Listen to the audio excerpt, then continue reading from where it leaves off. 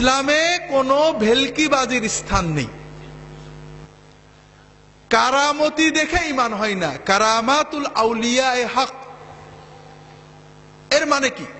এর মানে হলো যদি কোনো আল্লাহওয়ালা নেককার লোকের থেকে কোনো অলৌকিক জিনিস দেখা যায়, আমরা বলবো না যে এটা মিথ্যা, বলবো যে এটা সত্য, আল্লাহ দিতে পারে।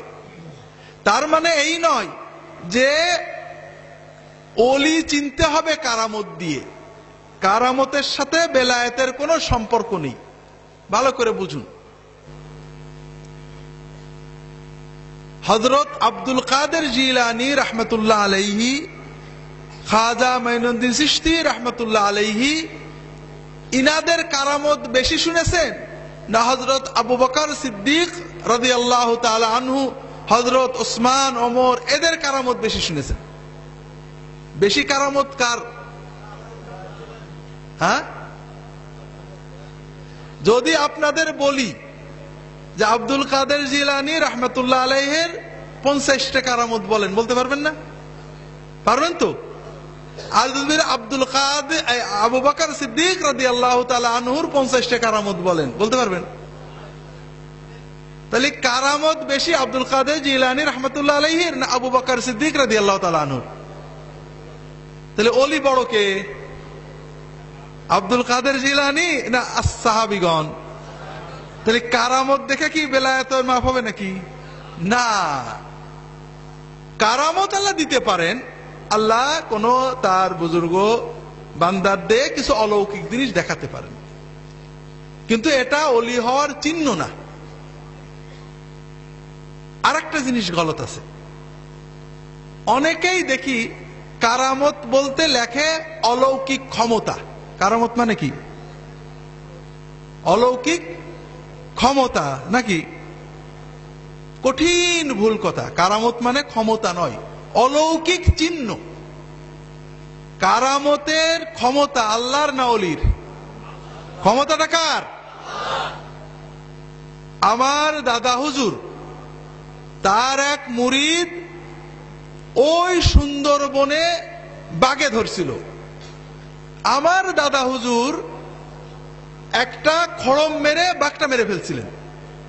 তার মানে কি?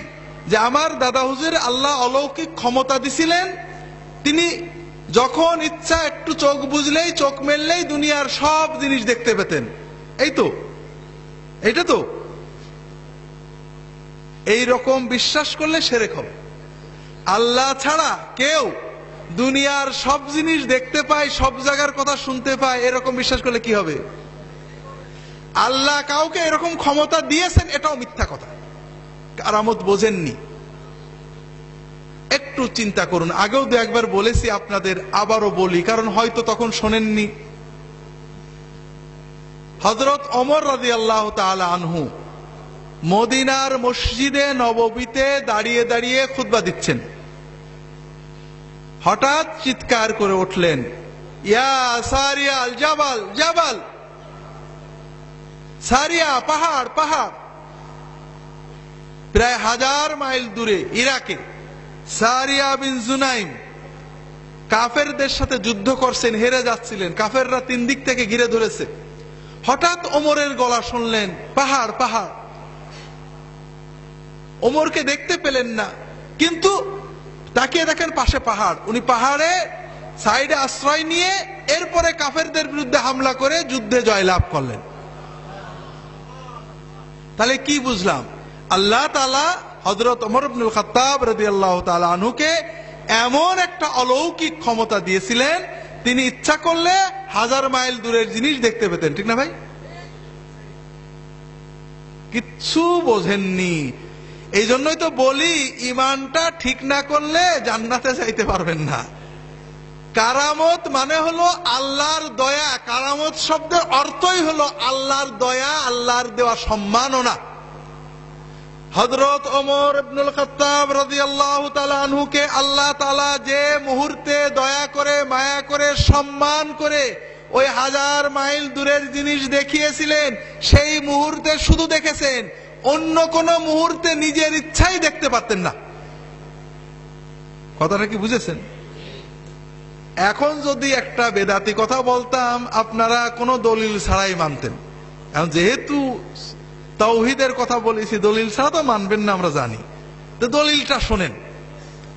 এই হযরত ওমর ইবনুল খাত্তাব রাদিয়াল্লাহু তাআলা আনহু তার এই ঘটনার কয়েক মাস পরে ওই মদিনার মসজিদে নববীতে ফজরের নামাজের ইমামতি করতে আসছেন।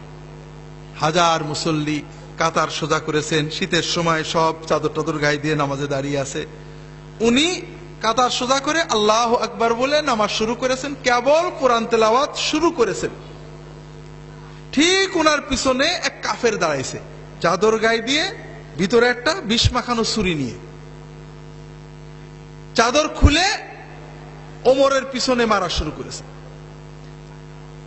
হযরত ওমর ইবনুল খাত্তাব রাদিয়াল্লাহু তাআলা আনহু অজ্ঞান হয়ে গেছে। হুশ হলে জিজ্ঞাসা করছেন, আমাকে কে মারলো?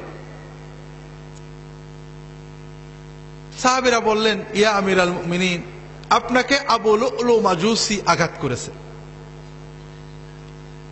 তখন তিনি বললেন, আলহামদুলিল্লাহ, আমি যে কাফেরের হাতে শহীদ হলাম, কোন মুসলমানের হাতে মরতে হলো না, এজন্য আল্লাহর লাখো প্রশংসা শুকরিয়া।